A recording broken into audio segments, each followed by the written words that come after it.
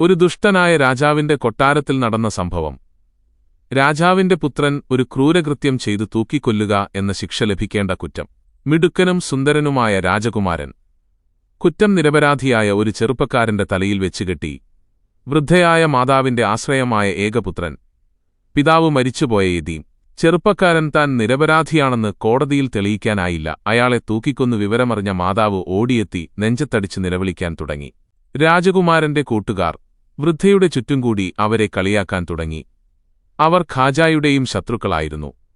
ഒരേ സമയം ഖാജായെയും വൃദ്ധയെയും കളിയാക്കാനാണവർ സൂത്രം കണ്ടുപിടിച്ചത്. ഉമ്മ, നിങ്ങളുടെ മകനെ ജീവിപ്പിച്ചു തരാൻ കഴിവുള്ള ഒരാളുണ്ട്. നിങ്ങൾ അദ്ദേഹത്തെ കണ്ട് നിലവിളിച്ച് സങ്കടം പറയണം.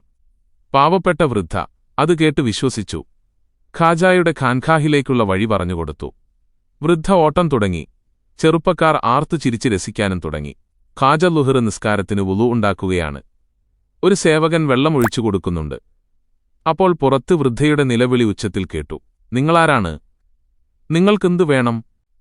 ഖാദിമീങ്ങൾ ചോദിച്ചു. ആ ആളെവിടെ? എനിക്കദ്ദേഹത്തെ കാണേണ്ടത്. പാവങ്ങളുടെ കഷ്ടപ്പാടുകൾ തീർത്തുകൊടുക്കുന്ന ആ മനുഷ്യനെയാണ് എനിക്ക് കാണേണ്ടത്. വുളു എടുത്തുകൊണ്ടിരുന്ന ഖാജ തങ്ങൾ വെള്ളമൊഴിച്ചു കൊടുത്തുകൊണ്ടിരുന്ന ഖാദിമിനോടിങ്ങനെ പറഞ്ഞു. ഞാൻ സ്വയം വുളു എടുത്തുകൊള്ളാം. നീ പോയി നിലവിളിക്കുന്ന ആൾ ആരാണെന്ന് നോക്കിവരൂ. ഖാദിം പുറത്തേക്ക് ഓടിപ്പോയി. അല്പം കഴിഞ്ഞ് ഖാജ വൃദ്ധയുടെ മുമ്പിലെത്തി ഉറക്കെ കരഞ്ഞുകൊണ്ട് വൃദ്ധ പറഞ്ഞു.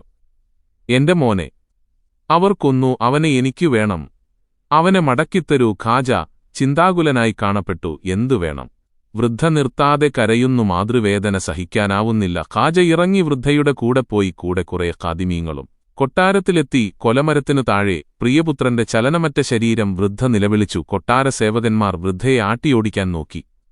അപ്പോൾ ഖാജായുടെ ശബ്ദമുയർന്നു. ക്രൂരന്മാർ സ്വന്തം പുത്രനെ കൊന്ന് നിങ്ങളവരെ വേദനിപ്പിച്ചു. വാക്കുകൾ കൊണ്ടെങ്കിലും അല്പം ആശ്വാസം നൽകിക്കൂടെ? അസർ നിസ്കാരത്തിന് സമയമായി. ഖാജായും കൂട്ടരും അസർ നിസ്കരിച്ചു. നിസ്കാരശേഷം ഖാജ ഇങ്ങനെ ദുആയിരുന്നു. അല്ലാഹുവേ, ഇതൊരു പാവം സ്ത്രീയാണ്. കൊല്ലപ്പെട്ട മകന്റെ ജീവൻ തിരിച്ചുകിട്ടണമെന്നവരാഗ്രഹിക്കുന്നു. ഞാൻ വിചാരിച്ചാൽ അത് നടക്കുമെന്ന് അവർ വിശ്വസിക്കുന്നു. അല്ലാഹുവേ, നീ സർവശക്തനാണ്. നീ ആ വൃദ്ധയോട് കരുണ കാണിക്കണമേ. ഖാജായുടെ ദുആ കേട്ടവരെല്ലാം കരഞ്ഞുപോയി. ഖാജ തന്റെ വടിയുമായി മയ്യിത്തിന്റെ സമീപത്തെത്തി വടി കഴുത്തിൽ കുത്തിക്കൊണ്ട് ഖാജ പറഞ്ഞു. നീ അക്രമമായി വധിക്കപ്പെട്ടതാണെങ്കിൽ അല്ലാഹുവിന്റെ അനുമതിയോടുകൂടി എഴുന്നേൽക്കുക. മയ്യിത്ത് ഒന്നനങ്ങി. പിന്നെ കണ്ണുകൾ തുറന്നു ചുറ്റും നോക്കി എഴുന്നേറ്റിരുന്നു. വൃദ്ധ സന്തോഷം കൊണ്ട് കരഞ്ഞു. മാതാവും പുത്രനും ഖാജായുടെ കാൽക്കൽ വീണു. അല്ലാഹുവിന് നന്ദി പറയൂ. ഖാജ ഉപദേശിച്ചു. രാജാവും സേവകന്മാരുമെല്ലാം അമ്പരുന്നു നിൽക്കുമ്പോൾ ഖാജായും അനുയായികളും ഖാൻഖാഹിലേക്ക് മടങ്ങിപ്പോയി. ഇന്ന് പാകിസ്ഥാൻ എന്ന പേരിലറിയപ്പെടുന്ന പ്രദേശത്ത് മുഹമ്മദ് ബിനു ഖാസിമിന്റെ കാലത്താണ് ഇസ്ലാമെത്തിയത്. മുസ്ലിം ലോകം അക്കാലത്ത് ഉമയ്യ വംശത്തിന്റെ കീഴിലായിരുന്നു. മക്രാൻ, സിന്ധ്, മുൽത്താൻ എന്നീ പ്രദേശങ്ങളിൽ മുസ്ലിം ഭരണം നിലവിൽ വന്നു. അഫ്ഗാനിസ്ഥാനിൽ കാബൂളിന് തെക്കുള്ള ഒരു പ്രദേശമാണ് ഹസ്തി. ഇവിടെ ലോകപ്രസിദ്ധമായൊരു മുസ്ലിം ഭരണകൂടം വളർന്നുവന്നു. ഇതാണ് ഹസനി സുൽത്താൻമാർ. അവരിൽ ഏറ്റവും പ്രസിദ്ധൻ സുൽത്താൻ മഹ്മൂദ് ഗസ്നിയായിരുന്നു. ധീരനായ പോരാളിയും നല്ലൊരു പണ്ഡിതനും പ്രഗത്ഭനായ ഭരണാധികാരിയുമായിരുന്നു മഹ്മൂദ് ഗസ്നി. അദ്ദേഹത്തിന്റെ പിൻഗാമിയാണ് ശംസുദ്ദീൻ മുഹമ്മദ് ഗോരി. വിശാലമായ രാജ്യത്തിന്റെ അധിപനൊരിക്കൽ ശിഹാബുദ്ദീൻ ഗോരി അടിമച്ചന്തയിൽ നിന്ന് ഒരു കൂട്ടം അടിമകളെ വിലക്കുവാങ്ങി. ആ കൂട്ടത്തിൽ ഖുത്ബുദ്ദീൻ ഐബക്ക് എന്നുപേരുള്ള ഒരടിമയുമുണ്ടായിരുന്നു. കാണാൻ അഴകില്ലാത്ത അടിമ. അഴകില്ലാത്തതിനാൽ ആ അടിമയെ ഒഴിവാക്കി ബാക്കിയുള്ളവരുടെ വില കൊടുത്തു. ഇത് കണ്ടപ്പോൾ ഖുത്ബുദ്ദീൻ ഐബക്ക് ഇങ്ങനെ പറഞ്ഞു. സുൽത്താൻ അങ്ങേക്കുവേണ്ടി ഇത്രയും അടിമകളെ വാങ്ങി. അല്ലാഹുവിനുവേണ്ടി എന്നെക്കൂടി വാങ്ങിയാലും. ആ വാക്കുകൾ സുൽത്താന്റെ മനസ്സിൽ തട്ടി. ഐബക്കിനെയും വാങ്ങി. കൊട്ടാരത്തിലെത്തി ഐബക്കിനെ കിട്ടിയത് ഗോരിയുടെ ഭാഗ്യം. ധീരൻ, യോഗ്യൻ, സംസ്കാരസമ്പന്നൻ, വിശ്വസ്തൻ, ആപൽഘട്ടത്തിൽ സഹായി. ഇതൊക്കെയായിരുന്നു ഖുത്ബുദ്ദീൻ ഐബക്ക്. ഖുറാസാനിൽ വെച്ച് നടന്ന യുദ്ധത്തിൽ ഐബക്ക് കാണിച്ച സാഹസങ്ങൾ വളരെ പ്രസിദ്ധമായിരുന്നു. ഡൽഹി മുതൽ ബനാറസ് വരെയുള്ള പ്രദേശങ്ങൾ കീഴടക്കിയത് അദ്ദേഹമാണ്. ശിഹാബുദ്ദീൻ ഗോരിയും ഖുത്ബുദ്ദീനും അജ്മീരിൽ യുദ്ധത്തിനെത്തി. ഉഗ്രയുദ്ധം നടന്നു. യുദ്ധം ഗോരിക്കെതിരായി മാറി. പൃഥ്വിരാജിന്റെ വമ്പിച്ച സൈന്യം ഗോരിയുടെ സൈന്യത്തെ നിലം പരിശാക്കി. സൈന്യം ചിന്നിച്ചിതറിപ്പോയി. ഖിൽജികളും ഗോരിവംശജരും ഖുറാസാനികളും ശിഹാബുദ്ദീൻ ഗോരിയെ യുദ്ധക്കളത്തിൽ വിട്ടിട്ട് ഓടിപ്പോയി. സഹായം ഏറ്റവും അനിവാര്യമായ സമയത്ത് എല്ലാവരും ഓടിമറഞ്ഞു. ഖുത്ബുദ്ദീൻ ഐബക്ക് ഓടിയില്ല. അദ്ദേഹം തന്റെ യജമാനനെ നോക്കി വെട്ടേറ്റ് കിടക്കുന്നു. ശത്രുക്കൾ വട്ടമിട്ട് ഓട്ടി വരുന്നു, മരണഭയമില്ലാതെ. ഖുത്ബുദ്ദീൻ കുതിരപ്പുറത്ത് കുതിച്ചുവന്നു. ഗോരിയുടെ ശരീരം പൊക്കിയെടുത്തു. കുതിരപ്പുറത്ത് വെച്ചു സാഹസികമായി രക്ഷപ്പെട്ടു. ശത്രുക്കൾക്ക് പിടികിട്ടിയില്ല. ഇതറിഞ്ഞപ്പോൾ പൃഥ്വിരാജ് പറഞ്ഞു, അടിമ തിന്ന ചോറിന് നന്ദി കാണിച്ചു. തകർന്ന മനസ്സും ശരീരവുമായി ഗോരി ഗസ്നിയിൽ തിരിച്ചെത്തി. വൈദ്യന്മാർ പരിചരിക്കാൻ ഓടിയെത്തി. തളരാത്ത ശബ്ദത്തിൽ ഗോരി പറഞ്ഞു, മരുന്നുകൾ എന്റെ ശരീരത്തിന്റെ മുറിവ് ഉണക്കും, മനസ്സിന്റെ മുറിവ് എങ്ങനെ ഉണങ്ങും? ഈ നാണക്കേട് പരാജയത്തിന് പകരം വീട്ടാതെ ഞാൻ ചോര പുരണ്ട. ഈ വസ്ത്രം മാറ്റില്ല. ഞാൻ എന്റെ ഭാര്യയുടെ മുഖത്തു നോക്കില്ല. അത് കേട്ട് അനുയായികൾ അദ്ദേഹത്തെ ഉപദേശിച്ചതിങ്ങനെയായിരുന്നു: സുൽത്താൻ സാഹസം കാണിക്കരുത്. പൃഥ്വിരാജിന്റെ ലക്ഷക്കണക്കിൽ വരുന്ന സുശക്തമായ സൈന്യത്തോട് പൊരുതാൻ നമുക്കൊരിക്കലും കഴിയില്ല. ഇതുകേട്ട് ഗോരി നിരാശനായി. ഈ സംഭവത്തിന് ശേഷമാണ് ഖാജ അജ്മീരിലെത്തിയത്. ഒരു ദിവസം ശിഹാബുദ്ദീൻ ഗോരി ഒരു സ്വപ്നം കണ്ടു. മഹാനായ ഒരു വലിയ തന്നെ സമീപിക്കുന്നു, ശാന്തസ്വരത്തിൽ ഉപദേശിക്കുന്നു: സുൽത്താൻ നിരാശനാകരുത്. ഇന്ത്യയുടെ ഭരണം അല്ലാഹു താങ്കൾക്ക് ഏൽപ്പിച്ചു തരാൻ പോവുകയാണ്. ഉടനെ സൈന്യവുമായി പുറപ്പെടുക. ഞെട്ടിയുണർന്നു. വല്ലാത്ത പ്രസരിപ്പും ആവേശവും വന്നു. ആരാണ് സ്വപ്നത്തിൽ തന്റെ അടുത്തു വന്നത്? പറഞ്ഞത് സത്യം തന്നെയോ? തന്റെ സ്വപ്നവാർത്ത പലരോടും പറഞ്ഞു. ഇന്ത്യയിലേക്ക് പോകുന്നതിനോട് അവർക്കൊന്നും യോജിപ്പില്ല. അപകടം പിടിച്ച സുദീർഘമായ റൂട്ട് പരിചയമില്ലാത്ത രണഭൂമി നശിച്ചതുതന്നെ. പിന്നെയും സ്വപ്നം. ആ മഹാപുരുഷൻ തന്നെ യുദ്ധത്തിന് പ്രേരിപ്പിക്കുന്നു. രാജാവ് യുദ്ധത്തിന് സജ്ജമായി വരുന്നു. അജ്മീരിൽ പൃഥ്വിരാജിന്റെ ആക്രമണം വളരുകയാണ്. ഖാജയെ ദുഃഖിപ്പിക്കുന്ന പല സംഭവങ്ങളുണ്ടായി. ഇസ്ലാം മതം വിശ്വസിച്ച പലർക്കും കുടുംബബന്ധം വിച്ഛേദിക്കാൻ കഴിഞ്ഞില്ല. കുടുംബക്കാർ ഇസ്ലാം മതം ഉപേക്ഷിക്കാൻ പ്രേരിപ്പിച്ചുകൊണ്ടിരുന്നു. ഇത്തരക്കാരെ ആശ്വസിപ്പിക്കണം, അവരുടെ വിശ്വാസം ഉറപ്പിക്കണം. പുതുവിശ്വാസികളുടെ പരിചരണം വലിയ ബുദ്ധിമുട്ടുള്ള കാര്യമാണ്. ഒരു കൂട്ടർക്ക് ശിക്ഷണം നൽകി ശരിയാക്കിയെടുത്തുമ്പോഴേക്കും പുതിയ പുതിയ നവമുസ്ലിം സംഘങ്ങൾ ഉയർന്നുവരും. പിന്നെ അവരുടെ ശിക്ഷണം. ഇതൊരു നിരന്തര പ്രക്രിയയാണ്. ഇസ്ലാം മത വിശ്വാസികൾ പലയിടത്തുവെച്ചും മർദ്ദിക്കപ്പെട്ടു. ഓരോ മർദ്ദനവും ഖാജയെ വേദനിപ്പിച്ചു.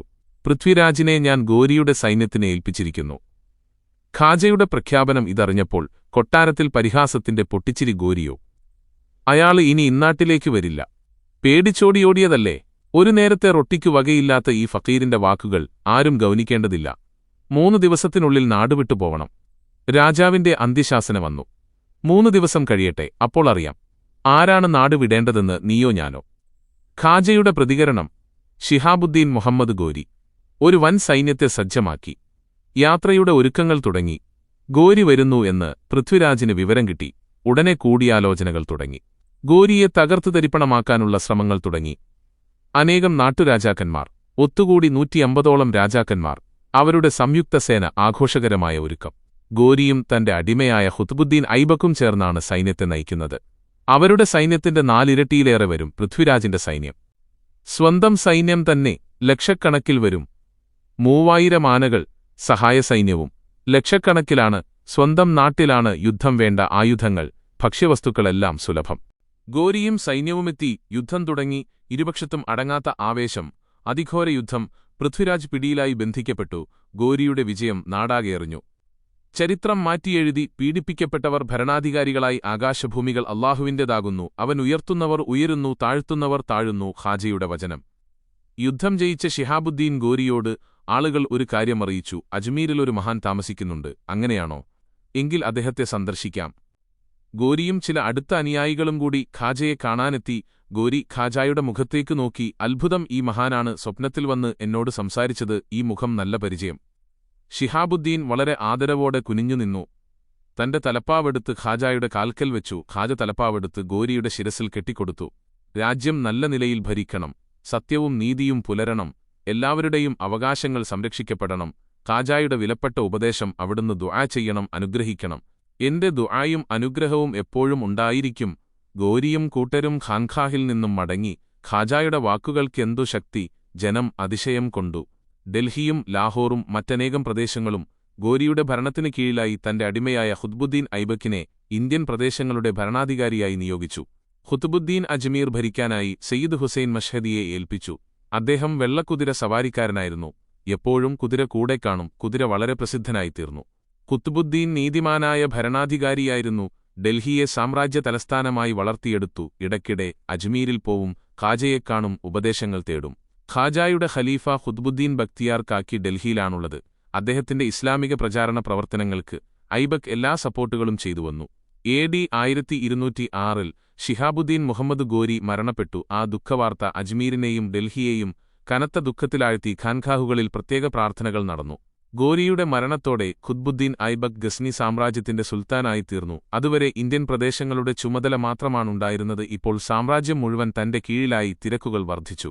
പലപ്പോഴും ലാഹോറിലായിരിക്കും സ്ഥിതിഗതികൾ നിയന്ത്രിക്കാൻ. ഇടയ്ക്കിടെ ലാഹോറിൽ തങ്ങേണ്ടിവന്നു. ഖുത്ബ് മീനാറിന്റെ പണി തുടങ്ങിവച്ചത് അദ്ദേഹമാണ്. പണി പൂർത്തിയാക്കാൻ കഴിഞ്ഞില്ല. പിൻഗാമിയായ ഇൽ തത്മിഷാണ് അത് പൂർത്തിയാക്കിയത്. ഖാജായുടെ തിരക്കുകൾ വർദ്ധിച്ചുകൊണ്ടേയിരുന്നു. രാജ്യം ഭരിക്കുന്ന സുൽത്താനേക്കാൾ വലിയ സുൽത്താനായി ഉയരുകയായിരുന്നു അദ്ദേഹം. ആയിരക്കണക്കിനാളുകളാണ് ഓരോ ദിവസവും ഇസ്ലാമിലേക്ക് വരുന്നത്. അവർക്ക് ദീനീവിജ്ഞാനം നൽകണം, തൗഹീദ് ഉറപ്പിച്ചുകൊടുക്കണം. ഖാജായുടെ കീഴിൽ ഇപ്പോൾ ധാരാളം മതപണ്ഡിതന്മാരുണ്ട്. അവർ പ്രബോധന കാര്യങ്ങളിൽ വ്യാപൃതരാണ്. മുരീദുമാർ നാടിന്റെ നാനാഭാഗങ്ങളിൽ സഞ്ചരിച്ചു, ഇസ്ലാമിനെ പരിചയപ്പെടുത്തി. ഇന്ത്യയുടെ എല്ലാ ഭാഗങ്ങളിലും ഇസ്ലാമിന്റെ സന്ദേശം എത്തിക്കഴിഞ്ഞു. ഖാജായുടെ ഖാൻഖാഹ് വികസിപ്പിച്ചു. ഓരോ ദിവസവും ആയിരങ്ങൾക്ക് ആഹാരം നൽകണം. അതിനുള്ള വക പല ഭാഗങ്ങളിൽ നിന്നായി വന്നുകൊണ്ടിരുന്നു. ഇന്ത്യയിൽ ഒരേ സമയം 2 സാമ്രാജ്യങ്ങൾ ഉടലെടുത്തുവെന്നാണ് ചരിത്രം രേഖപ്പെടുത്തുന്നത്. മുഹമ്മദ് ഗോരിയുടെ രാഷ്ട്രീയ സാമ്രാജ്യവും ഖാജാ മുഈനുദ്ദീൻ ചിസ്തിയുടെ ആത്മീയ സാമ്രാജ്യവും. 2 സുൽത്താൻമാർ, 2 ഭരണം. ഇവരുടെ ഭരണം ഇന്ത്യൻ സമൂഹത്തിൽ വലിയ മാറ്റങ്ങളുണ്ടാക്കി.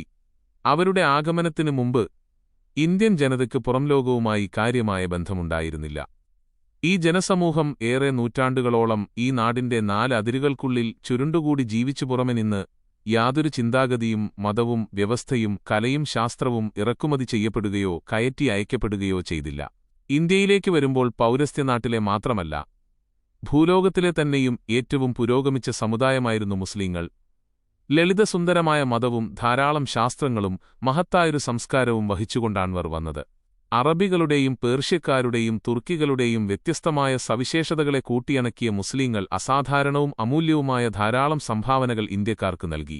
മതവിഷയത്തിൽ അവർ നൽകിയ അപൂർവമായ സംഭാവനയാണ് തൗഹീദേകനും പരാശ്രയരഹിതനുമായ സന്തതികളോ സമന്മാരോ ഇല്ലാത്ത ആകാശഭൂമികളുടെ ഉടമസ്ഥാവകാശമുള്ള ഒരു ദൈവത്തിൽ വിശ്വസിക്കണമെന്ന് ആ സിദ്ധാന്തം ഉദ്ഘോഷിക്കുന്നു. സാമൂഹിക രംഗത്ത് മുസ്ലിങ്ങൾ ഇന്ത്യക്ക് കാഴ്ചവെച്ച അത്ഭുതകരമായ സംഭാവനയാണ് മനുഷ്യസമത്വം. മുസ്ലിങ്ങളിൽ ജാതിവ്യവസ്ഥയില്ല, തൊട്ടുകൂടായ്മയില്ല, ജനനം കൊണ്ട് ആരും മലിനപ്പെടുകയില്ല, ആർക്കും വിദ്യാഭ്യാസം വിലക്കാൻ പാടില്ല, തൊഴിലിനും വേലക്കും കൈകളെ തരംതിരിക്കില്ല, എല്ലാവരും ഒന്നിച്ച് ജീവിക്കുന്നു, ഒന്നിച്ചിരുന്നു ഭക്ഷണം കഴിക്കുന്നു. ആർക്കും വിദ്യ അഭ്യസിക്കുന്നതിന് വിരോധമില്ല, ഇഷ്ടമുള്ള തൊഴിലും വേലയും ചെയ്യാം. മുസ്ലിങ്ങളുടെ ഈ സാമൂഹിക രീതി കാരണം ഭാരതത്തിന് ലഭിച്ച നേട്ടങ്ങൾ കുറച്ചൊന്നുമല്ല. ജാതിവ്യവസ്ഥയുടെ കാഠിന്യം കുറച്ചത് ഈ രീതിയാണ്. സാമൂഹിക പരിഷ്കരണത്തിനും ഐത്തം നിരോധിക്കാനും ഇത് പ്രേരണ നൽകി. മുസ്ലിങ്ങളുടെ മൂന്നാമത്തെ സംഭാവന അവർ സ്ത്രീകളോട് കാണിച്ച ആദരവും അവരുടെ അവകാശങ്ങൾ അംഗീകരിച്ചു കൊടുത്തതുമാണ്. മുസ്ലിങ്ങൾ സ്ത്രീയെ പുരുഷന്റെ തോഴിയെയും കുടുംബത്തിലെ ബഹുമാനിക്കപ്പെടുന്ന അംഗമായും കണക്കാക്കി. ഭർത്താവ് മരിച്ചാൽ സ്ത്രീ ചിതയിൽ ചാടി മരിക്കുന്ന ഒരു നാട്ടിൽ മുസ്ലിങ്ങളുടെ ഈ സമ്പ്രദായത്തിന്റെ മഹത്വം എന്താണെന്ന് മനസ്സിലാക്കണം. ഭർത്താവിന് ശേഷം സ്ത്രീക്ക് ജീവിക്കാനവകാശമില്ലെന്ന് അവളും സമുദായവും വിധിയെഴുതിയിരുന്ന ഒരു നാട്ടിൽ മുസ്ലിങ്ങളുടെ ആഗമനം വലിയ അനുഗ്രഹമായിരുന്നു.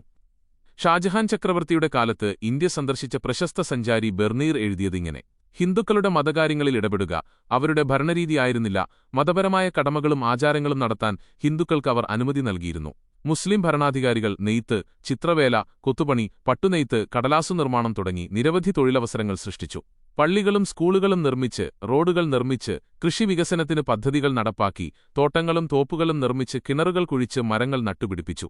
ആരോഗ്യക്ഷേമ പരിപാടികൾ നടപ്പാക്കി. ആശുപത്രികൾ, അമ്പലമന്ദിരങ്ങൾ, പാർക്കുകൾ, തടാകങ്ങൾ, കുളങ്ങൾ എന്നിവ നിർമ്മിച്ചു.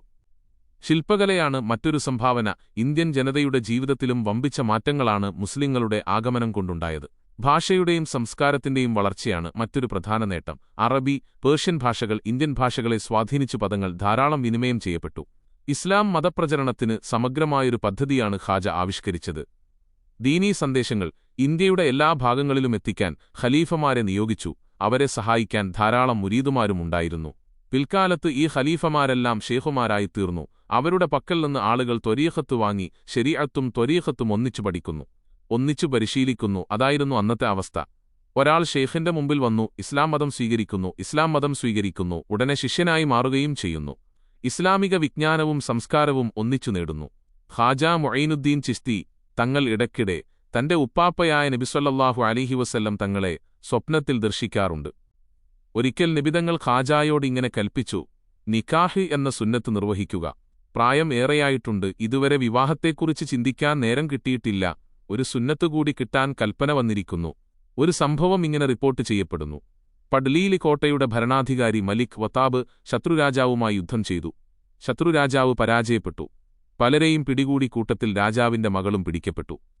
മലിക് വത്താബ് രാജകുമാരിയെ ഖാജായുടെ മുമ്പിൽ കൊണ്ടുവന്നു. ഖാജായുടെ കാൽ ചുംബിച്ച ശേഷം മലിക് ഇങ്ങനെ ബോധിപ്പിച്ചു: ഇത് രാജകുമാരിയാണ്, ഇവളെ അടിമപ്പെണ്ണായി സ്വീകരിച്ചാലും. ഖാജായുടെ മറുപടി ഇങ്ങനെയായിരുന്നു: വേണ്ട, ദർവേശിന് അടിമപ്പെണ്ണിന്റെ ആവശ്യമില്ല. മലിക് പലതവണ നിർബന്ധിച്ചു നോക്കി, ഫലമുണ്ടായില്ല. രാജകുമാരിയെ എന്റെ മുമ്പിൽ നിന്ന് കൊണ്ടുപോകൂ, അവളോട് വളരെ നല്ല രീതിയിൽ പെരുമാറണം. മര്യാദകേട് കാണിക്കരുത്. അവൾക്കിഷ്ടമാണെങ്കിൽ ഇസ്ലാം മതം സ്വീകരിച്ചുകൊള്ളട്ടെ. രാജകുമാരി ഖാജായുടെ മുഖം ശ്രദ്ധിച്ചു. സംസാരം കേട്ടു, പെരുമാറ്റം കണ്ടു. മലിക് വത്താബ് അവളെ ഖാജായുടെ മുമ്പിൽ നിന്ന് കൊണ്ടുപോവാൻ ഒരുങ്ങുകയാണ്. അപ്പോൾ രാജകുമാരി ഖാജായോടിങ്ങനെ അപേക്ഷിച്ചു: ഞാൻ ഇസ്ലാം മതം സ്വീകരിക്കാൻ ഒരുക്കമാണ്. എന്നെ എങ്ങോട്ടും കൊണ്ടുപോവരുത്. എന്നെ ഈ കാൽക്കീഴിൽ തന്നെ ജീവിക്കാൻ അനുവദിച്ചാലും. ഖാജ അതനുവദിച്ചു. രാജകുമാരി മുസ്ലിമായി അമത്തുല്ലാഹ് എന്ന പേര് സ്വീകരിച്ചു. അവളെ വിവാഹം ചെയ്യാൻ ഖാജയ്ക്ക് നിർദ്ദേശം ലഭിച്ചു. സന്തോഷവാർത്ത പരന്നു. എല്ലാവർക്കും ആശ്വാസം. ഖാജയ്ക്ക് ഇവിടെ അനന്തരാവകാശികളുണ്ടാവട്ടെ. വിവാഹം നടന്നു. അമത്തുല്ലാഹ് ഇൽമിലും ഇബാദത്തിലും ഉയർന്നുവന്നു. സുൽത്താനുൽ ഹിന്ദിന്റെ സഹധർമ്മിണി ആത്മീയ ദർജകൾ നേടി. ഇവർ ഗർഭിണിയായി ഒരു പെൺകുഞ്ഞിനെ പ്രസവിച്ചു. കുഞ്ഞിന് ഹാഫ്ലത്ത് ജമാൽ എന്നു പേരിട്ടു. ഖുതുബുദ്ദീൻ ഐബക്കിന്റെ കീഴിലുള്ള ഉന്നത ഉദ്യോഗസ്ഥനാണ് സയ്യിദ് വജീഹുദ്ദീൻ ചിസ്തി. അദ്ദേഹത്തിന് സൽഗുണസമ്പന്നയായ ഒരു മകളുണ്ട്. പേര് ബീബി ഇസ്മത്ത്. പല വിവാഹാലോചനകൾ വരുന്നുണ്ട്. ഒന്നും തീരുമാനമായില്ല. ഒരു ദിവസം വജീഹുദ്ദീൻ ഒരു സ്വപ്നം കണ്ടു. നബിതങ്ങളുടെ പേരക്കുട്ടിയായ ഇമാം ജഅഫർ സ്വാദിഖ് എന്നവരെ സ്വപ്നത്തിൽ കണ്ടു. ജഅഫർ സ്വാദിഖ് ഇങ്ങനെ പറഞ്ഞു: നിങ്ങളുടെ മകളെ ഖാജാ മുഈനുദ്ദീൻ ചിസ്തിക്ക് വിവാഹം ചെയ്തു കൊടുക്കണമെന്ന് നബിതങ്ങൾ കൽപ്പിച്ചിരിക്കുന്നു. പിറ്റേന്ന് രാവിലെ സയ്യിദ് വജീഹുദ്ദീൻ ചിസ്തി തന്റെ ഷേഖായ ഖാജയെ കാണാനെത്തി. നബിതങ്ങളുടെ കൽപ്പന ബഹുമാനപൂർവ്വം സ്വീകരിച്ചു. ഖാജായും ബീബി ഇസ്മത്തും തമ്മിലുള്ള വിവാഹം നടന്നു. ഈ ദാമ്പത്യത്തിലാണ് മഹാന്മാരായ 3 പുത്രന്മാർ ജനിച്ചത്: ഖാജ ഫഖറുദ്ദീൻ, ഖാജ ലിയാഉദ്ദീൻ, ഖാജ ഹുസാമുദ്ദീൻ. 3 പേരും പിതാവിന്റെ ശരിയായ പിൻഗാമികളായിത്തീർന്നു. ആത്മീയതയുടെ ഉന്നത പദവികൾ പ്രാപിച്ചു. മനുഷ്യസേവനത്തിന് ലഭിക്കുന്ന ഒരവസരവും പാഴാക്കിയില്ല. അതുകാരണം എല്ലാ ജനവിഭാഗങ്ങളുടെയും കണ്ണിലുണ്ണികളായിത്തീർന്നു ഈ കുട്ടികൾ. അജ്മീരിൽ നിന്ന് ഏതാണ്ട് 60 കിലോമീറ്റർ അകലെ സൽവാർ എന്ന പ്രദേശമായിരുന്നു ഖാജ ഫഖറുദ്ദീന്റെ പ്രവർത്തന കേന്ദ്രം. ധാരാളം ആളുകൾ അദ്ദേഹം കാരണമായി ഇസ്ലാമിൽ വന്നു. ഖാജായുടെ വഫാത്തിനു ശേഷം 30 വർഷം ജീവിച്ചു. ഇസ്ലാമിന്റെ ശത്രുക്കളുമായി പോരാടേണ്ടി വന്നു. ഒരു യുദ്ധത്തിൽ അദ്ദേഹം വീരരക്തസാക്ഷിയായി. അജ്മീർ സന്ദർശിക്കുന്നവർ സൽവാറിലെ ഖാജ ബൈറുദ്ദീൻ എന്നവരുടെ മഖ്ബറയും സന്ദർശിക്കാറുണ്ട്. ഷംസുദ്ദീനിൽ തുത്മിഷ് തുർക്കിയിലെ അൽബരി ഗോത്രത്തിലെ ഒരു പ്രമുഖനാണ് ഈലം ഖാൻ. അദ്ദേഹത്തിന് കുറെ പുത്രന്മാരുണ്ട്. പുത്രന്മാരിൽ പലർക്കും ദുർഗുണങ്ങളുണ്ട്: അഹങ്കാരം, അസൂയ, സ്വാർത്ഥത തുടങ്ങിയ ദുർഗുണങ്ങൾ. അവർക്കിടയിൽ പ്രായം കുറഞ്ഞ ഒരു സഹോദരൻ കാണാൻ നല്ല ഭംഗി. അതിനൊത്ത സൽസ്വഭാവം. എല്ലാവരും ആ കുട്ടിയെ ഇഷ്ടപ്പെട്ടു സ്നേഹിച്ചു. ദുർഗുണങ്ങളുള്ള മറ്റു സഹോദരങ്ങൾക്കിത് ഇഷ്ടപ്പെട്ടില്ല. അവരുടെ മനസ്സിൽ അസൂയ വളർന്നു. കുട്ടിയെ എങ്ങനെയെങ്കിലും കുടുംബത്തിൽ നിന്ന് നീക്കണമെന്ന് സഹോദരങ്ങൾ തീരുമാനിച്ചു. അടിമച്ചന്തയിൽ കൊണ്ടുപോയി വിൽക്കുക, അതാണവരുടെ പരിപാടി നടപ്പാക്കി. ഹാജി ബുഖാരി എന്നൊരാൾ നല്ല വില കൊടുത്ത് കുട്ടിയെ വാങ്ങി. അദ്ദേഹം കുട്ടിയെ ഹാജി ജമാലുദ്ദീൻ എന്നൊരാൾക്ക് കൂടുതൽ വിലക്ക് വിറ്റു. അദ്ദേഹം ഈ കുട്ടിയെയും മറ്റൊരുമക്കൂട്ടിയും കൊണ്ട് ഗസ്നിയിൽ വന്നു. ഉന്നത നിലവാരമുള്ള സാധനങ്ങൾ വിൽക്കപ്പെടുന്ന ലോകവിപണി ഗസ്നിയിലുണ്ടായിരുന്നു. ഒന്നാന്തരം 2 അടിമക്കുട്ടികൾ മുന്തിയ വില കിട്ടണം. ഷിഹാബുദ്ദീൻ ഗോരി കുട്ടികളെ കണ്ടു സന്തോഷമായി 2000 ദീനാർ വീതം വില പറഞ്ഞു. ഉടമസ്ഥൻ വിൽക്കാൻ തയ്യാറായില്ല. 2000 ദീനാറിന് വിൽക്കാൻ തയ്യാറില്ലെങ്കിൽ ഈ അടിമകളെ ഗസ്നി മാർക്കറ്റിൽ വെച്ച് ആരും വാങ്ങരുതെന്ന് ഗോരി പ്രഖ്യാപിച്ചു. ഹാജി ജമാലുദ്ദീൻ നിരാശനായി ബുഖാറയിലേക്ക് മടങ്ങി. 1 കൊല്ലം ശ്രമിച്ചിട്ടും വിചാരിച്ച വില കിട്ടിയില്ല. 1 കൊല്ലം കഴിഞ്ഞ് ഗസ്നിയിൽ തന്നെ മടങ്ങിയെത്തി. ഈ സന്ദർഭത്തിലാണ് നെഹർവാല യുദ്ധം വിജയിച്ചു. ഖുത്ബുദ്ദീൻ ഐബക് ഗസ്നിയിൽ തിരിച്ചെത്തിയത്. ഗോരി സന്തുഷ്ടനായി. ഐബക്കിന്റെ ഏത് ആഗ്രഹവും സാധിച്ചു കിട്ടുന്ന സന്ദർഭം. ഖുത്ബുദ്ദീൻ പറഞ്ഞു: ഹാജി ജമാലുദ്ദീന്റെ കൈവശമുള്ള 2 അടിമക്കുട്ടികളെ വാങ്ങാൻ എന്നെ അനുവദിച്ചാലും അനുവദിക്കാം. ഇവിടെ വെച്ചു വാങ്ങരുത്, ഡൽഹിയിൽ വെച്ചു വാങ്ങിക്കൊള്ളൂ. സമ്മതിച്ചു മന്ത്രി നിളാമുദ്ദീൻ. അടിമക്കുട്ടികളെ ഡൽഹിയിലെത്തിക്കുന്ന ചുമതലയേറ്റു. ഡൽഹിയിൽ വെച്ച് വൻ വില കൊടുത്ത് അടിമക്കുട്ടികളെ വാങ്ങി. തുർക്കിയിലെ സഹോദരങ്ങൾ അടിമയാക്കി വിറ്റ കുട്ടിക്ക് പുതിയ പേര് നൽകി: ഇൽതുത്മിഷ്. ഇൽതുത്മിഷിനെ കൊട്ടാരം കാവൽക്കാരനായി നിയമിച്ചു.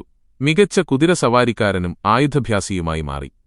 ഡൽഹിയുടെ സമീപമുള്ള ഒരു കാട്ടുപ്രദേശത്തുകൂടെ സഞ്ചരിക്കുകയാണ് ഖാജ മുഈനുദ്ദീൻ ചിസ്തി അവറുകളും അനുയായികളും. ഖുത്ബുദ്ദീൻ ബക്തിയാർ കഅ്ഗിയെപ്പോലുള്ള മഹാന്മാർ അക്കൂട്ടത്തിലുണ്ട്. സുമുഖനായ ഒരു ചെറുപ്പക്കാരൻ മിന്നൽ വേഗതയിൽ കുതിരപ്പുറത്ത് കയറി പാഞ്ഞുപോവുകയായിരുന്നു. പെട്ടെന്നാണ് ഖാജായെയും സംഘത്തെയും കണ്ടത്. പെട്ടെന്ന് താഴെ ഇറങ്ങി ആദരവോടെ നിന്നു.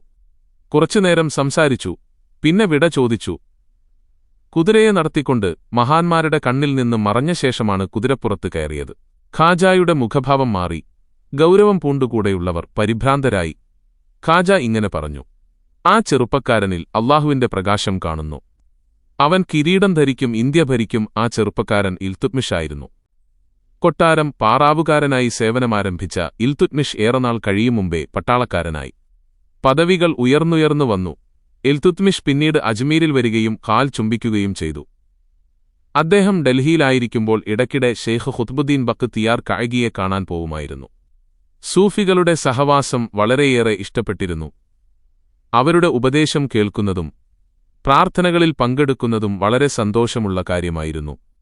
മുസ്ലിം രാജാക്കന്മാർ തങ്ങൾക്ക് കീഴടങ്ങിയ പല പ്രദേശങ്ങളും ഭരിക്കാൻ അവിടുത്തെ രാജാക്കന്മാരെത്തന്നെ ഏൽപ്പിക്കുകയായിരുന്നു. തങ്ങളുടെ മേൽക്കോയ്മ അംഗീകരിക്കണമെന്നേയുള്ളൂ. അജ്മീരിന്റെ ഭരണം നല്ല നിലയിൽ നടത്തണമെന്ന് ഖുത്ബുദ്ദീൻ ഐബക്കിന് നിർദ്ദേശം നൽകിയ ശേഷം ശിഹാബുദ്ദീൻ ഗോരി മടങ്ങിപ്പോയി. അജ്മീരിന്റെ ഭരണം ആരെ ഏൽപ്പിക്കണമെന്നതിനെക്കുറിച്ച് അവിടുത്തെ നേതാക്കളുമായി ഐബക്ക് ചർച്ച നടത്തി. ഖാജായുമായി നല്ല ബന്ധം പുലർത്തുന്ന ധാരാളം ഹിന്ദുക്കൾ അവിടെയുണ്ടായിരുന്നു. അവരുമായും ചർച്ച നടത്തി. അജ്മീർ ഹിന്ദുക്കളുടെ പുണ്യനഗരമാണ്. അവരുടെ മതവിശ്വാസങ്ങൾക്കോ ചടങ്ങുകൾക്കോ ഒരു ബുദ്ധിമുട്ടും നേരിടരുത്. തങ്ങളുടെ ആരാധനാകർമ്മങ്ങൾ നിർവഹിക്കുന്നതിനും സ്വതന്ത്രമായി ജീവിക്കുന്നതിനും തടസ്സം നിൽക്കാത്ത ആരുമായും സഹകരിക്കാൻ മുസ്ലിങ്ങൾ സന്നദ്ധരായിരുന്നു. പൃഥ്വിരാജിന്റെ മകൻ ആനന്ദ് പാൽ ഒരു മിതവാദിയായിരുന്നു. മുസ്ലിങ്ങളുമായി നല്ല ബന്ധം സ്ഥാപിക്കണമെന്നാഗ്രഹിക്കുന്ന ആളായിരുന്നു. അദ്ദേഹത്തിന് അജ്മീരിന്റെ ഭരണം നൽകാൻ ഐബക്ക് തീരുമാനിച്ചു. അദ്ദേഹത്തെ ഉപദേശിക്കാൻ സയ്യിദ് ഹുസൈൻ മഷ്ഹദിയെയും നിയോഗിച്ചു. എല്ലാ കാര്യങ്ങളും ഹുസൈൻ മഷ്ഹദിയുമായി കൂടിയാലോചിച്ച ശേഷം നിർവഹിക്കണം. രണ്ടുപേരുടെയും സൽബുദ്ധി ഒന്നിച്ചു പ്രവർത്തിച്ചപ്പോൾ അജ്മീരിന് സൽഭരണം സിദ്ധിച്ചു. സിവിൽ സർവീസിലും പട്ടാളത്തിലും പ്രധാന പദവികൾ പലതും വഹിച്ചിരുന്നത് ഹിന്ദുക്കളായിരുന്നു. സയ്യിദ് ഹുസൈൻ മഷ്ഹദി പ്രസിദ്ധനായൊരു കുതിരസവാരിക്കാരനായിരുന്നു. വെള്ളക്കുതിരപ്പുറത്ത് ഓടിച്ചുപോകുന്ന ഹുസൈൻ മഷ്ഹദിയെ ആളുകൾ ഏറെ നേരം നോക്കി നിൽക്കും. പലപ്പോഴും അദ്ദേഹത്തെ താരാഗഢിൽ കാണാം. അനുയായികളോടൊപ്പം മലകളിൽ ചുറ്റി സഞ്ചരിക്കും. ധീരപോരാളിയാണ്, പുണ്യപുരുഷനുമാണ്. അജ്മീരിലും പരിസര പ്രദേശങ്ങളിലും ഖാജായോട് അസൂയയും വെറുപ്പുമുള്ള പലരുമുണ്ടായിരുന്നു. പൃഥ്വിരാജിന്റെ അടുത്ത ബന്ധുക്കളിൽ ചിലർ ഇത്തരക്കാരായിരുന്നു. ഇവർ രഹസ്യമായി യോഗം ചേരുകയും ആനന്ദ് പാലിന്റെ ഭരണം തകർക്കാൻ പ്ലാനിടുകയും ചെയ്തു. പൃഥ്വിരാജിന്റെ അടുത്ത ബന്ധുവായ ഹീംരാജായിരുന്നു ഇവരുടെ നേതാവ്. ഹീംരാജ് രഹസ്യമായി ഒരു സൈന്യത്തെ സജ്ജമാക്കി പരമരഹസ്യമായി സൈനിക നീക്കം നടത്തി. പെട്ടെന്നൊരു ദിവസം അജ്മീരിനെ ആക്രമിച്ചു. ആനന്ദ് പാലിന് പിടിച്ചു നിൽക്കാനായില്ല. സയ്യിദ് ഹുസൈൻ മഷ്ഹദിയും കൂട്ടരും താരാഗഢിലായിരുന്നു. അവിടെ ഹീംരാജിന്റെ ആളുകൾ ഒരു കള്ളവാർത്ത പ്രചരിപ്പിച്ചു. ഖുത്ബുദ്ദീൻ ഐബക്ക് മരണപ്പെട്ടിരിക്കുന്നു, ഇനി അജ്മീരിലേക്ക് വരില്ല. മുസ്ലിം സൈന്യത്തിന്റെ മുന്നേറ്റം തടയാനുള്ള ഒരടവ് മാത്രമായിരുന്നു അത്. ആളുകൾ നിശ്ചലരായിപ്പോയി. ഹീംരാജിന്റെ സൈന്യം താരാഗഡിൽ വമ്പിച്ച ആക്രമണം അഴിച്ചുവിട്ടു. രാത്രിയുടെ അവസാനയാമത്തിൽ മഹാനായ ഹുസൈൻ മഷ്ഹദിയും അനേകം അനുയായികളും വധിക്കപ്പെട്ടു. പ്രഭാതത്തിൽ മുറഖബയിരുന്ന ഖാജ രക്തസാക്ഷികളുടെ രക്തത്തിന്റെ മണമറിഞ്ഞു. ഉടനെ താരാഗഡിലേക്ക് പുറപ്പെട്ടു. രക്തസാക്ഷികളെയെല്ലാം ഖബറടക്കി. താരാഗഡിലും സമീപത്തുള്ള പർവ്വതങ്ങളിലും രക്തസാക്ഷികളുടെ ഖബറുകൾ കാണാം. നിരവധി വലിയാക്കന്മാർ ഈ കാടുകളിലിരുന്ന് ആരാധനകൾ നിർവഹിച്ചിട്ടുണ്ട്. ഇന്ത്യയിലെ അതിപ്രശസ്തമായ സിയാറത്ത് കേന്ദ്രമാണ് താരാഗഡ്. ഇന്ത്യ ഭരിച്ച സുൽത്താൻമാർ പള്ളികളും മറ്റ് കെട്ടിടങ്ങളുമുണ്ടാക്കി ഇങ്ങോട്ടുള്ള വഴി സുഗമമാക്കി. അജ്മീരിൽ വരുന്നവരെല്ലാം താരാഗഡിലും വരാറുണ്ട്. ഖുത്ബുദ്ദീൻ ഐബക്ക് അജ്മീരിലെത്തി ഹീംരാജിനെതിരെ യുദ്ധം ചെയ്തു. ഹീംരാജ് ഓട്ടി രക്ഷപ്പെട്ടു. അജ്മീരും താരാഗഡുമെല്ലാം മുസ്ലിം ഭരണത്തിൻ കീഴിൽ തന്നെ വന്നു. ഖാജായുടെയും ഖലീഫമാരുടെയും പേരും പ്രശസ്തിയും നാൾക്കുനാൾ വർദ്ധിക്കുകയാണ്. എല്ലാ മതവിഭാഗക്കാരും അവരെ ആദരിക്കുന്നു, അനുസരിക്കുന്നു. ചിലരുടെയൊക്കെ മനസ്സിൽ അസൂയ വളരാൻ ഇത് കാരണമായി ഡൽഹി ആസ്ഥാനമായി ഇന്ത്യ ഭരിച്ചുകൊണ്ടിരിക്കുന്നത് ശക്തനായ ഷംസുദ്ദീൻ ഇൽതുത്മിഷ് എന്ന ചക്രവർത്തിയാകുന്നു. ഡൽഹിയുടെ ആത്മീയ നേതൃത്വം ഖാജ ഖുത്ബുദ്ദീൻ ബഖ്തിയാർ കായികി അവர்களுടെ കരങ്ങളിലാകുന്നു. എല്ലാ വിഭാഗം ജനങ്ങളും മഹാനെ ആദരിക്കുന്നു. അദ്ദേഹത്തെ സന്ദർശിക്കാൻ സുൽത്താൻ ഇൽതുത്മിഷ് ഖാൻഗാഹിൽ ചെല്ലുന്നു. സുൽത്താൻ ഇൽതുത്മിഷ് മഹാന്റെ മുരീദാകുന്നു. മുരീദ് ഷെയ്ഖിനോട് കാണിക്കുന്ന എല്ലാ ആദരവും സുൽത്താൻ തന്റെ ഷെയ്ഖിനോട് കാണിക്കുന്നു. കൊട്ടാരത്തിലെ ചില ഉന്നത ഉദ്യോഗസ്ഥന്മാർക്കും ചില പണ്ഡിതന്മാർക്കും ഇതൊന്നും രസിച്ചില്ല. പിശാച് അവരെ വല്ലാതെ വഴിതെറ്റിച്ചു. അസൂയ വളർന്നു വലുതായപ്പോൾ അവർ കടുങ്കൈ ചെയ്യാൻ തന്നെ തീരുമാനിച്ചു. ബഖ്തിയാർ കാക്കിക്കെതിരെ അപവാദ പ്രചരണം നടത്തുക, അതിനുള്ള പദ്ധതികൾ ആസൂത്രണം ചെയ്തു കഴിഞ്ഞു. ഒരു ദിവസം ഒരു യുവതി 2 മാസം പ്രായമുള്ള കൈക്കുഞ്ഞുമായി കൊട്ടാരത്തിലെത്തി സുൽത്താനെ മുഖം കാണിച്ചു. യജമാനരെ, ഈ പാവപ്പെട്ട അബലയായ പെണ്ണിനോട് കരുണ കാണിക്കണം, ഞാൻ നീതി തേടി വന്നതാണ്. പറയൂ, എന്താണ് നിന്റെ പരാതി? രാജാവ് ചോദിച്ചു. ഇത് ഞാൻ പ്രസവിച്ച കുഞ്ഞാണ്. 2 മാസം പ്രായമായി. ഇതിന്റെ പിതാവ് ഖുത്ബുദ്ദീൻ ബഖ്തിയാർ കാക്കിയാണ്. അയാൾ എന്നെ വഞ്ചിച്ചു, വിവാഹ വാഗ്ദാനം നടത്തി, എന്നെ ഗർഭിണിയാക്കി. ഇപ്പോൾ വാക്കുമാറി എന്നെയും കുഞ്ഞിനെയും അയാൾ സ്വീകരിക്കുന്നില്ല. എനിക്ക് നീതി ലഭിക്കണം. രാജാവ് ഞെട്ടിപ്പോയി. എന്റെ ശൈഖിനെക്കുറിച്ചാണോ ഈ കേൾക്കുന്നത്? വാർത്ത കൊട്ടാരത്തിൽ പരന്നു. ഖാലി കേസെടുത്തു. ഖുത്ബുദ്ദീൻ കാക്കി കോടതിയിൽ ഹാജരാവണമെന്ന് ഖാലി വിധിച്ചു. ആളുകൾ ഞെട്ടി. എന്തൊരു വാർത്തയാണിത്? ഖാൻഖാഹിലേക്ക് വാർത്ത ഒഴുകിയെത്തി. ഷെയ്ഖും മുരീദുമാരും അസഹ്യമായ ദുഃഖത്തിലായി. കാക്കി അല്ലാഹുവിനെ വിളിച്ചു പ്രാർത്ഥിച്ചു, റഹ്മാനായ റബ്ബേ, ഇത് വല്ലാത്തൊരു പരീക്ഷണം തന്നെ, രക്ഷപ്പെടുത്തിത്തരേണമേ. മുറക്കബ ഇരുന്നു. മുറക്കബയിൽ ഖാജായുമായി ബന്ധപ്പെട്ടു. ഖാജ ഇങ്ങനെ കൽപ്പിച്ചു, കാക്കി വിഷമിക്കേണ്ട, ക്ഷമിക്കുക. ഞാനുടനെ ഡൽഹിയിലേക്ക് വരുന്നു. ഞാൻ എത്തിച്ചേരുന്നതുവരെ കേസെടുക്കരുതെന്ന് രാജാവിനെ അറിയിക്കുക. കാക്കി വിവരം രാജാവിനെ അറിയിച്ചു. ദിവസങ്ങൾ ഇഴഞ്ഞു നീങ്ങി. ഖാലിയും കൂട്ടരും കേസെടുക്കാൻ വേഗം കൂട്ടി. അബലയായ യുവതിക്ക് നീതി ലഭിക്കാൻ സമയം വൈകിച്ചുകൂടാന്ന് അവർ രാജാവിനെ അറിയിച്ചു. നീതിമാനായ രാജാവ് വല്ലാതെ സങ്കടപ്പെട്ടു. കേസെടുക്കാൻ വൈകിയാൽ ജനം തന്നെ ആക്ഷേപിക്കും. ഖാജ വരുന്നതുവരെ കാത്തിരിക്കാൻ കൽപ്പനയും വന്നിരിക്കുന്നു. പിടിച്ചുനിന്നു. ദിവസങ്ങൾക്കുശേഷം ഖാജയെത്തി. ഖാജയെ സ്വീകരിക്കാൻ ജനം ആവേശപൂർവം വന്നു. ഒരു ചെറിയ വിഭാഗം മാറി നിന്നു. കേസെടുത്ത് കാക്കിക്കുവേണ്ടി വാദിക്കാൻ ഖാജ കോടതിയിലെത്തി. ഖാലിയോടിങ്ങനെ പറഞ്ഞു, ഖുത്ബുദ്ദീൻ ബഖ്തിയാർ കാക്കി എന്റെ മുരീദാണ്, എന്റെ ഖലീഫയാണ്. ഡൽഹിയിലും പരിസര പ്രദേശങ്ങളിലും ഇത്രയേറെ മുസ്ലിങ്ങളുണ്ടായത് കാക്കിയുടെ പ്രവർത്തനങ്ങൾ കൊണ്ടാണ്. എനിക്ക് കാക്കിയെ കുട്ടിക്കാലം മുതൽക്കറിയാം. ഒരു തെറ്റും ചെയ്യാത്ത പരിശുദ്ധനാണ്. അല്ലാഹുവിനെ ഭയന്ന് ജീവിക്കുന്ന അടിമയാണ്. അങ്ങനെയുള്ള പരിശുദ്ധനെക്കുറിച്ച് നിങ്ങൾക്കിങ്ങനെ ഇത്രയും നീചമായ അപവാദം പ്രചരിപ്പിക്കാൻ കഴിഞ്ഞോ? ഇത് പ്രചരിപ്പിച്ചവരുടെ മരണം എത്ര നീചമായിരിക്കും! പരലോകത്ത് അവർ എത്ര കടുത്ത ശിക്ഷ അനുഭവിക്കേണ്ടിവരും! അല്ലാഹുവിനെ ഭയന്നുകൊള്ളുക. ഈ ആരോപണങ്ങൾ ഉന്നയിച്ചവർ അത് പിൻവലിച്ചു കാക്കിയുടെ കാൽക്കൽ വീണു മാപ്പപേക്ഷിക്കുക. അജ്മീരിൽ നിന്ന് ഡൽഹി വരെ ഇത്രയും ദൂരം യാത്ര ചെയ്ത് ഞാൻ വന്നത് ഇത് പറയാനാണ്. ഖാലിയുടെ മുഖം ചുവന്നു. അദ്ദേഹം ശബ്ദമുയർത്തി പറഞ്ഞു, ഇത് കോടതിയാണ്. ഇത് ഉപദേശം നൽകാനുള്ള വേദിയല്ല. തെളിവുകൾ ഹാജരാക്കണം, അല്ലെങ്കിൽ ശിക്ഷ ഏറ്റുവാങ്ങണം. ഖാലിയുടെ കൽപ്പന കേട്ട് ജനം നടുങ്ങി. ഖാജ സംസാരിച്ചു, തെളിവ് തരാം.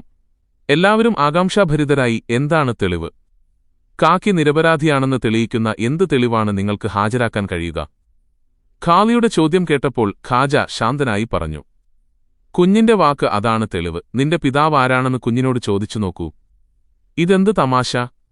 2 മാസം പ്രായമായ കുഞ്ഞ് സംസാരിക്കുമോ? എങ്കിലും താങ്കൾ നിർദ്ദേശിച്ചതുകൊണ്ട് ചോദിക്കാം. കുഞ്ഞേ, നിന്റെ പിതാവ് ആരാണ്? മറുപടിയില്ല. പലതവണ ചോദിച്ചു. കുഞ്ഞ് മറുപടി പറഞ്ഞില്ല. വിമർശകന്മാർ പരിഹസിച്ചു തുടങ്ങി. ഖാലി ഖാജയെ നോക്കി ചിരിച്ചു.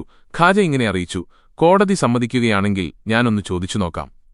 അല്ലാഹുവിന്റെ അനുമതിയോടെ കുഞ്ഞ് സംസാരിക്കട്ടെ. ശരി, ചോദിച്ചുകൊള്ളൂ. ഖാലി അനുമതി നൽകി. കുഞ്ഞേ, നിന്റെ പിതാവ് ആരാണ്? കുഞ്ഞ് വ്യക്തമായ ഭാഷയിൽ മറുപടി പറഞ്ഞു. കൊട്ടാരത്തിലെ ഉന്നതനായ ഒരു ഉദ്യോഗസ്ഥന്റെ പേര്. മോടിയിൽ വസ്ത്രം ധരിച്ച് ഗമയിലിരിക്കുകയായിരുന്നു ആ ഉദ്യോഗസ്ഥന്. ആളുകളെല്ലാം അയാളെ നോക്കി. പെട്ടെന്ന് അയാൾ ബോധംകെട്ട് താഴെ വീണ് കൈക്കുഞ്ഞുമായി വന്ന സ്ത്രീയും ബോധംകെട്ട് വീണ് കാക്കി അവരുടെ ഖാലിയുടെ മുമ്പിൽ ഹാജരാക്കി. നിങ്ങൾക്കെന്തെങ്കിലും പറയാനുണ്ടോ? ഖാലി ചോദിച്ചു. ഉണ്ട്. ഇത്രമാത്രം ഞാൻ ആ സ്ത്രീക്ക് പുറത്തുകൊടുത്തിരിക്കുന്നു. ആ ഉദ്യോഗസ്ഥനും പുറത്തുകൊടുത്തിരിക്കുന്നു. ഖാജായും കൂട്ടരും കാക്കിയുടെ ഖാൻഖാഹിലേക്ക് മടങ്ങി. അപ്പോൾ അപവാദ പ്രചാരകർക്കെതിരെ ജനരോഷം ഉയരുകയായിരുന്നു. ഖാൻഖാഹ് ജനനിബിഡമാണ്. ഖാജ മുരീദുമാർക്ക് ഉപദേശം നൽകിക്കൊണ്ടിരിക്കുന്നു. സുൽത്താൻ ഇൽതുത്മിഷിന്റെ ദർബാറിലേക്ക് ജനങ്ങൾ ഒഴുകിയെത്തി. അപവാദം പ്രചരിപ്പിച്ചവരെ ശിക്ഷിക്കണം, അതാണവരുടെ ആവശ്യം. അവരെ നോക്കി സുൽത്താൻ ഇൽതുത്മിഷ് ഇങ്ങനെ പ്രഖ്യാപിച്ചു, കുറ്റക്കാർക്ക് എന്റെ ഷെയ്ഖ് മാപ്പ് നൽകിയിരിക്കുന്നു. അതുകൊണ്ട് ഞാനും മാപ്പ് നൽകുന്നു. ഇനി ശിക്ഷയില്ല. കാക്കിയുടെ ഖാൻഖാഹിലേക്ക് തുണികൊണ്ട് മുഖം മറച്ച ഒരാൾ കയറി വന്നു. ഖാജായുടെ കാൽക്കൽ വീണു പൊട്ടിക്കരഞ്ഞു. അങ്ങയുടെ അടിമകളുടെ കൂട്ടത്തിൽ എന്നെയും ചേർക്കൂ. ഞാൻ പാപിയായിപ്പോയി. ഞാനാണ് ആ സ്ത്രീയെ ഇതിന് പ്രേരിപ്പിച്ചത്. എന്നോട് പൊറുക്കൂ. അയാൾ പശ്ചാത്തപിച്ചു. ഖാജായുടെ അനുയായി ആയി മാറി. അപ്പോൾ മുഖം മറച്ച മറ്റൊരുനാൾ കാക്കിക്കെതിരെ കേസുകൊടുത്ത സ്ത്രീ പശ്ചാത്തപ വിവശയായി വന്നിരിക്കുന്നു. അവളും ഖാജായുടെ ശിഷ്യയായി. പിന്നീടവർ വിശുദ്ധ ജീവിതം നയിച്ചു. ഏതാനും ദിവസങ്ങൾ കടന്നുപോയി. ഖാജ മടങ്ങിപ്പോവുകയാണ്. ഖാജായുടെ സാന്നിധ്യമുണ്ടായപ്പോൾ ഡൽഹി ആനന്ദം കൊള്ളുകയായിരുന്നു. ഇപ്പോഴിതാ വേർപാടിന്റെ വേദന. നിറഞ്ഞ കണ്ണുകളുമായി മുമ്പിൽ നിൽക്കുന്ന ജനങ്ങളോട് ഖാജ പറഞ്ഞു, അല്ലാഹുവിന്റെ വിധിയുണ്ടെങ്കിൽ നമുക്കിനി മഹ്ശറയിൽ വെച്ച് കാണാം. കേട്ടുനിന്നവർ വിങ്ങിപ്പൊട്ടിപ്പോയി. ഡൽഹിയിലേക്കുള്ള അവസാന യാത്രയാണിത്. ഇനി ഡൽഹിയിലേക്കില്ല, അതിന്റെ സൂചനയാണ് ഈ വാക്കുകൾ. ഖാജയാത്ര പറഞ്ഞു പിരിഞ്ഞപ്പോൾ ഡൽഹി നഗരം പൊട്ടിക്കരയുകയായിരുന്നു. ഖുത്ബുദ്ദീൻ ബക്തിയാർ കാക്കി ഖാൻഖാഹ് മുരീദുമാർ തിങ്ങി നിറഞ്ഞിരിക്കുന്നു. കാക്കി അവരോട് സംസാരിക്കുന്നു. ഖാജായുടെ മഹത്വത്തെക്കുറിച്ചാണ് സംസാരിക്കുന്നത്. അല്ലാഹുവിന്റെ വലിയാക്കൾക്ക് കറാമത്തുകൾ കാണിക്കാൻ സാധിക്കും, കഴിയുന്നതും അവരത് വെളിപ്പെടുത്താതെ നോക്കും. നിവൃത്തിയില്ലാതെ വരുമ്പോഴാണ് കരാമത്ത് വ്യക്തമാക്കുക. ഒരു കറാമത്ത് വ്യക്തമായി പോയാലോ പിന്നെ കരച്ചിലും പറച്ചിലും പശ്ചാത്താപവും തന്നെ. അത്തരമൊരു സംഭവമാണ് കാക്കി വിവരിക്കുന്നത്. ഒരു ദുഷ്ടനായ രാജാവിന്റെ കൊട്ടാരത്തിൽ നടന്ന സംഭവം. രാജാവിന്റെ പുത്രൻ ഒരു ക്രൂരകൃത്യം ചെയ്തു തൂക്കിക്കൊല്ലുക എന്ന ശിക്ഷ ലഭിക്കേണ്ട കുറ്റം. മിടുക്കനും സുന്ദരനുമായ രാജകുമാരൻ കുറ്റം നിരപരാധിയായ ഒരു ചെറുപ്പക്കാരന്റെ തലയിൽ വെച്ചുകെട്ടി. വൃദ്ധയായ മാതാവിന്റെ ആശ്രയമായ ഏകപുത്രൻ, പിതാവ് മരിച്ചുപോയ യതീം. ചെറുപ്പക്കാരൻ താൻ നിരപരാധിയാണെന്ന് കോടതിയിൽ തെളിയിക്കാനായില്ല. അയാളെ തൂക്കിക്കൊന്നു വിവരമറിഞ്ഞ മാതാവ് ഓടിയെത്തി നെഞ്ചത്തടിച്ച് നിലവിളിക്കാൻ തുടങ്ങി. രാജകുമാരന്റെ കൂട്ടുകാർ വൃദ്ധയുടെ ചുറ്റും കൂടി അവരെ കളിയാക്കാൻ തുടങ്ങി. അവർ ഖാജായുടെയും ശത്രുക്കളായിരുന്നു. ഒരേ സമയം ഖാജായെയും വൃദ്ധയെയും കളിയാക്കാനാണവർ സൂത്രം കണ്ടുപിടിച്ചത്. ഉമ്മ, നിങ്ങളുടെ മകനെ ജീവിപ്പിച്ചു തരാൻ കഴിവുള്ള ഒരാളുണ്ട്. നിങ്ങൾ അദ്ദേഹത്തെ കണ്ട് നിലവിളിച്ച് സങ്കടം പറയണം. പാവപ്പെട്ട വൃദ്ധ അത് കേട്ട് വിശ്വസിച്ചു. ഖാജായുടെ ഖാൻഖാഹിലേക്കുള്ള വഴി പറഞ്ഞുകൊടുത്തു. വൃദ്ധ ഓട്ടം തുടങ്ങി. ചെറുപ്പക്കാർ ആർത്തു ചിരിച്ച് രസിക്കാനും തുടങ്ങി. ഖാജ ളുഹർ നിസ്കാരത്തിന് വുളു ഉണ്ടാക്കുകയാണ്. ഒരു സേവകൻ വെള്ളം ഒഴിച്ചു കൊടുക്കുന്നുണ്ട്.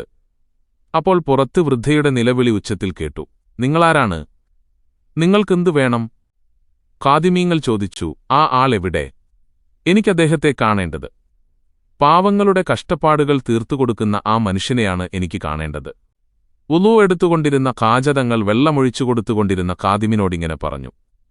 ഞാൻ സ്വയം വുളു എടുത്തുകൊള്ളാം. നീ പോയി നിലവിളിക്കുന്ന ആൾ ആരാണെന്ന് നോക്കിവരൂ. ഖാദിം പുറത്തേക്ക് ഓടിപ്പോയി. അല്പം കഴിഞ്ഞ് ഖാജ വൃദ്ധയുടെ മുമ്പിലെത്തി ഉറക്കെ കരഞ്ഞുകൊണ്ട് വൃദ്ധ പറഞ്ഞു. എന്റെ മോനെ അവർ കൊന്നു, അവനെ എനിക്കു വേണം. അവനെ മടക്കിത്തരൂ. ഖാജ ചിന്താകുലനായി കാണപ്പെട്ടു. എന്തു വേണം? വൃദ്ധ നിർത്താതെ കരയുന്നു. മാതൃവേദന സഹിക്കാനാവുന്നില്ല. ഖാജ ഇറങ്ങി വൃദ്ധയുടെ കൂടെ പോയി. കൂടെ കുറെ ഖാദിമീങ്ങളും. കൊട്ടാരത്തിലെത്തി. കൊലമരത്തിനു താഴെ പ്രിയപുത്രന്റെ ചലനമറ്റ ശരീരം. വൃദ്ധ നിലവിളിച്ചു. കൊട്ടാര സേവകന്മാർ വൃദ്ധയെ ആട്ടിയോടിക്കാൻ നോക്കി. അപ്പോൾ ഖാജായുടെ ശബ്ദമുയർന്നു. ക്രൂരന്മാർ സ്വന്തം പുത്രനെ കൊന്ന് നിങ്ങളവരെ വേദനിപ്പിച്ചു. വാക്കുകൾ കൊണ്ടെങ്കിലും അല്പം ആശ്വാസം നൽകിക്കൂടെ? അസർ നിസ്കാരത്തിന് സമയമായി. ഖാജായും കൂട്ടരും അസർ നിസ്കരിച്ചു. നിസ്കാരശേഷം ഖാജ ഇങ്ങനെ ദുആയിരുന്നു. അല്ലാഹുവേ, ഇതൊരു പാവം സ്ത്രീയാണ്. കൊല്ലപ്പെട്ട മകന്റെ ജീവൻ തിരിച്ചുകിട്ടണമെന്നവരാഗ്രഹിക്കുന്നു.